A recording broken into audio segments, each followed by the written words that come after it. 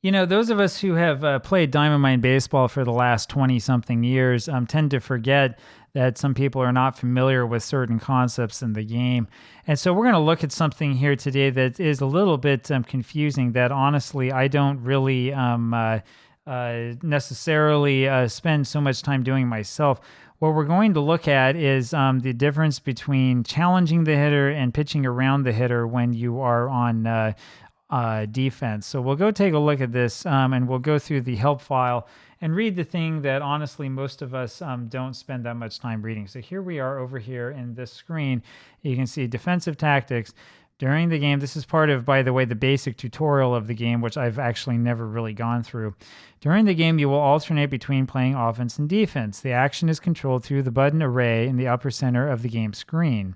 Since you are managing Brooklyn and the home field in this tutorial, you'll play defense first, right? And this is the thing that they're talking about. So every time in Diamond Mine Baseball, when you're choosing something to do to pitch, you can challenge the hitter, you can pitch around the hitter, intentionally walk, pitch out, throw a pickoff, or a quick 1-1-1. I think that this is the old layout, actually. I think that they changed it, so now it's 1, 2, 3, 4, 5, 6. So whatever. Update your help file. The pitching tactic you select will, of course, depend on many things. The batter you're facing, whether or not there are runners on base, and so forth. The buttons for pitch out and pickoff are grayed out when there are no runners on base, right? Because you can't have a pickoff play with nobody on base, which is a shame because if you're playing like RBI baseball, you can. It's kind of funny. If you would like more information on these available pitching tactics, click here. I would. Pitching tactics. Here we go. Challenge hitter. Select challenge hitter to have your pitcher challenge the batter with his best pitches. In most cases, it is the best way to get the batter out. As opposed to pitch around hitter. Select pitch around hitter to instruct your pitchers to be careful to avoid giving the batter a pitch that he can hit for power. As a result, the batter will hit fewer doubles, triples, and home runs, but will allow more walks and get fewer strikeouts than when he challenges the hitter. Of course, since your pitcher is human, the batter may still get a great pitch to hit. This strategy should be used only in certain situations, such as when a dangerous hitter is at the plate with first base open. Using this strategy too often will cause you to give up more runs than if you challenge most hitters, because many more runners will get on base, right? And so that's the trick about doing this, right? So there is this option in the game to pitch around the batter. You can use it at any time you want.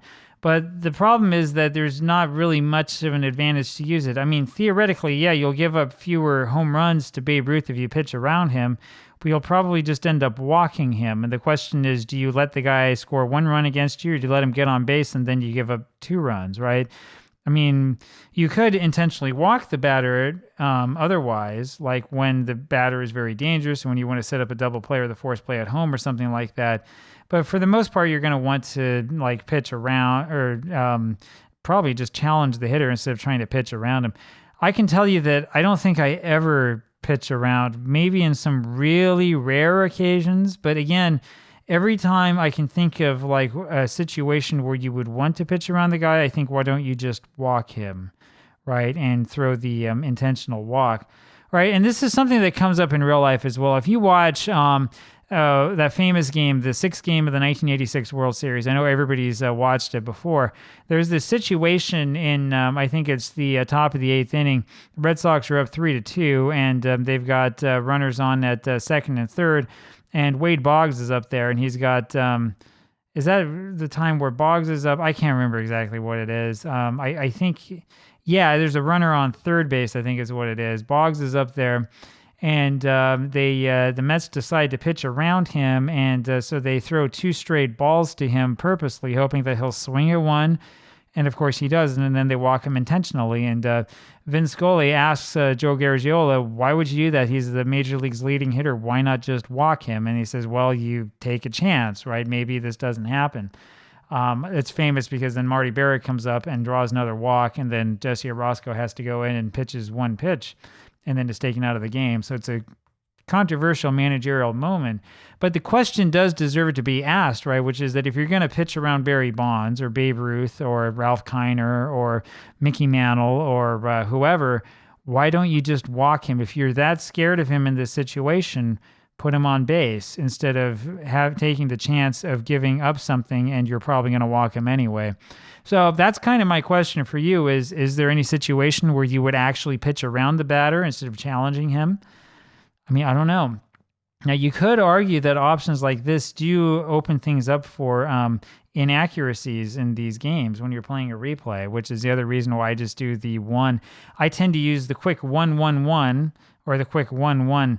So the quick the quick way to do this is you choose to challenge the hitter and you choose normal defense and swing away. That's if you're controlling both teams, right? If it's just quick 1-1, it's challenge the hitter, normal defense, right? So it causes you to challenge the hitter with the infield at normal depth, right? We'll talk a little bit more about like changing the depth of the infield, which is something that I rarely do and sometimes will forget to do when I'm supposed to do it, right?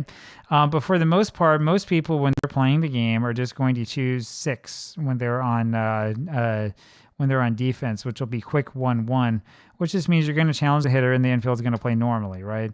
If you do a lot of pitching around the hitter, you're not going to play as well because you'll end up walking a lot of guys, right? You don't want to do that. Maybe once in a while you'll do that. I don't know. Same thing with pitching out. You don't want to pitch out all the time. You want to do that when it's strategic, right? It's funny because there's all of these options that come up that you could do, but you're not going to do them most of the time if you're playing the game optimally. You know, you're going to do the thing that makes sense, which is to pitch to the guy and try to get him out, right? That's what you're trying to do on defense. You're trying to get guys out, not trying to put them on base. Anyway, there you go. That's sort of my point of view on that. Again, I'd love to know what your experience is. Do you tend to pitch around hitters when you play Diamond Mind or OOTP, which has the same system? Or do you do something different, right? As for me, I usually just pitch straight to the guy and I look at this and think, why would I not do that? Just as I just asked you, right? What's the point of pitching around a guy? I'm trying to get him out. Pitching around him means that I might not get him out. Anyway, we'll leave it at that. Talk to you tomorrow. Bye.